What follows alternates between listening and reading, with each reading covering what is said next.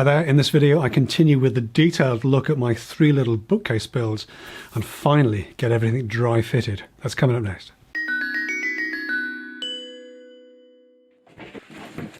So I'm using up some existing stock of 22mm MRMDF for the shelves, ripping strips to width with the help of my homemade parallel guides, and then cutting the shelf lengths on the MFT with a flag stop to keep things consistent.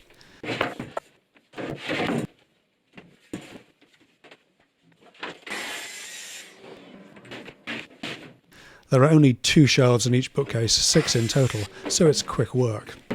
Ooh, nice trolley.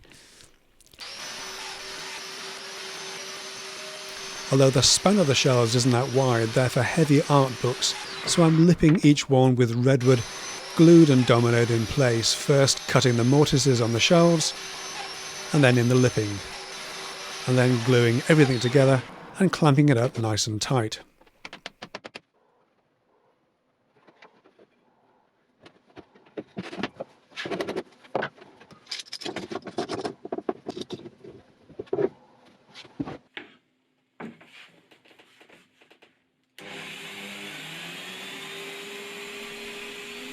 And with the glue dry, I can trim back the lipping with my old router jig. No, I still can't find the side fence for it. It'll turn up somewhere. And after trimming comes the sanding, just to blend the edges together completely.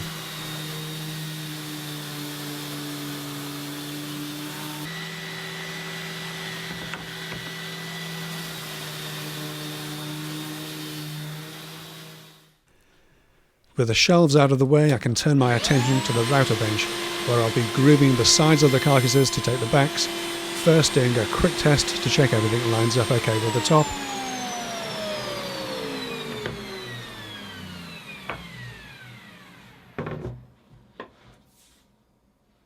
Before running all 6 carcass sides through, taking care of course to put the groove in the correct side.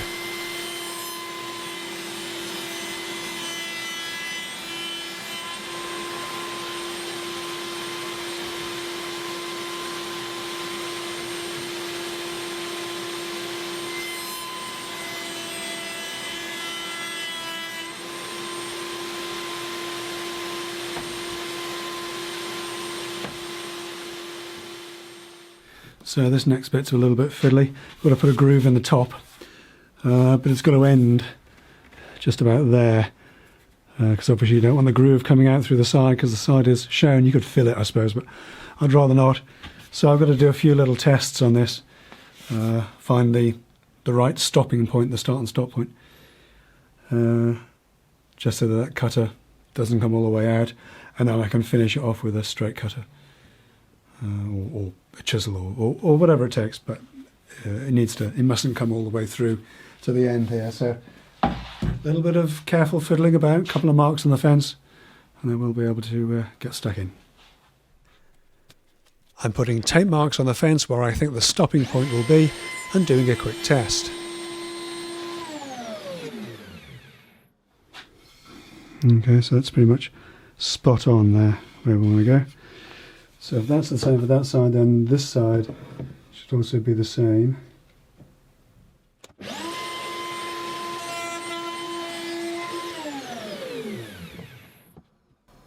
Again, spot on. Okay.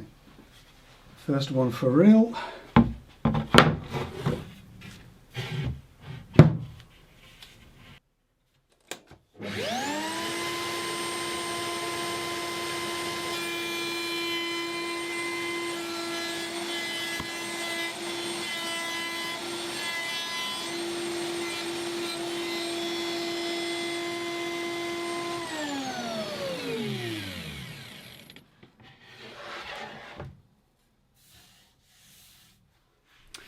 So all things considered, I think we can call that a success. 3 of those all done without any sort of dramas or crises.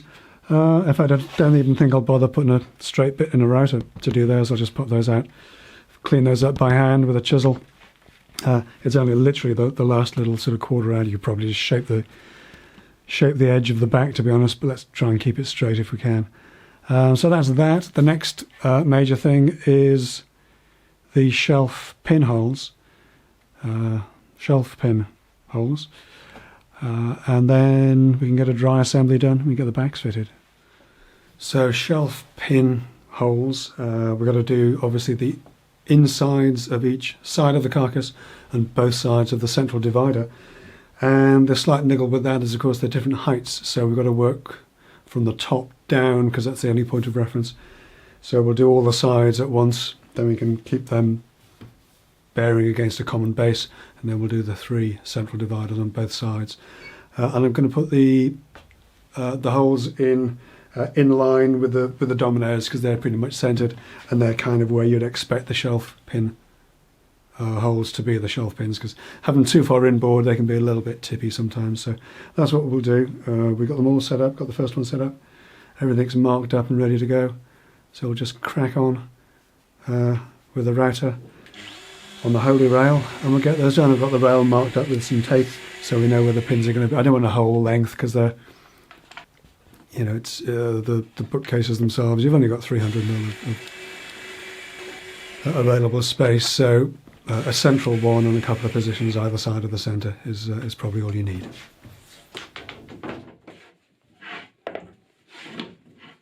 I'm just doing the first, I'm on the small camera by the way, so forgive the sound. I'm just doing the first ever dry fit. I've got all the bits cut and machined, literally everything's done. The shelves are done and the sides and the tops and the bottoms and the dividers and all that sort of stuff. But this is the first time that they're actually going to go together. So I just thought I'd share this with you guys. Okay, little camera keeps shutting down, it's driving me nuts. So we're on the big camera, I'll have to move you around sort of a bit more carefully. So we're upside down. So that's the top and we're working on the back.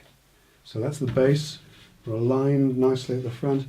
I've ended up just doing a groove for the back rather than having a big rebate because there's a big cutaway in the sides, which I haven't done yet, to go around a skirting board, a baseboard. So obviously the slot has to match up, and that's what I'm doing this for really. I wouldn't normally dry fit, but I'm going to dry fit it now, and then I can cut the backs to size very accurately because obviously if it's going in a slot it's got to fit. Okay, so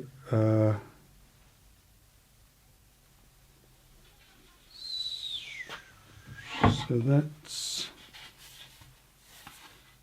right. Yep, that's the right.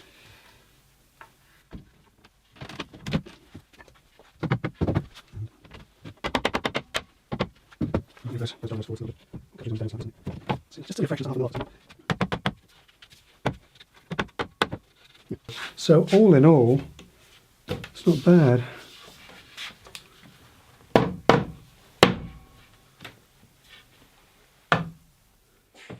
Okay, so small camera's alive again.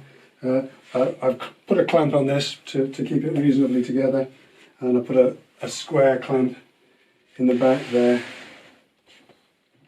so that we know it's a reasonably square frame. And now I can hopefully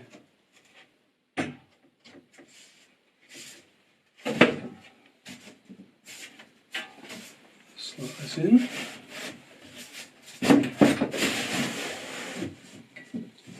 All the way down, and then I'll take a pencil and mark the inside of that where that needs to be cut.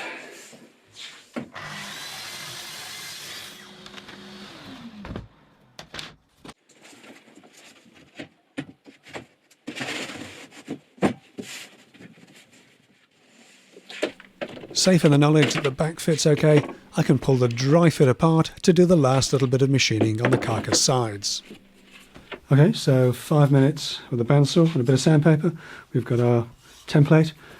We're going to use a bearing guided template cutter basically in a router to cut the whatever little piece out of all 6 sides for this carcass, then they'll all be done.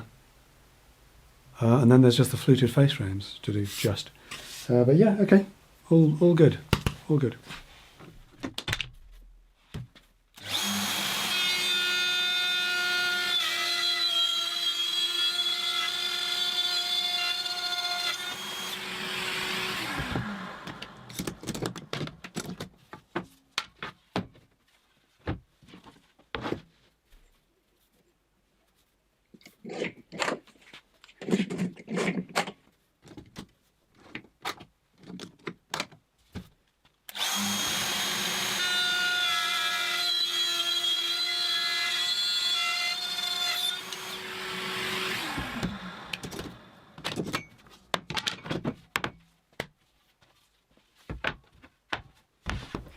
And that's it for this part of the build. With all the machining done on the carcass, there's just the face rails to come, which is a job and a half in itself, and the glue up, of course, and the sanding and the painting and the delivery and the installation, but that's all in the future. Don't forget, the best way not to miss one of my future videos is to subscribe to the channel, and if you do subscribe, then don't forget to hit that bell, then you'll be notified whenever I put up something new or whenever YouTube decides to share the information, because it's all a little bit flaky, to be perfectly honest. If you've enjoyed this kind of deep dive into work projects like this, then you might want to consider supporting me through Patreon, as Patreon supporters get access to some behind the scenes and over the shoulder type of videos made during these builds, which may be of particular interest.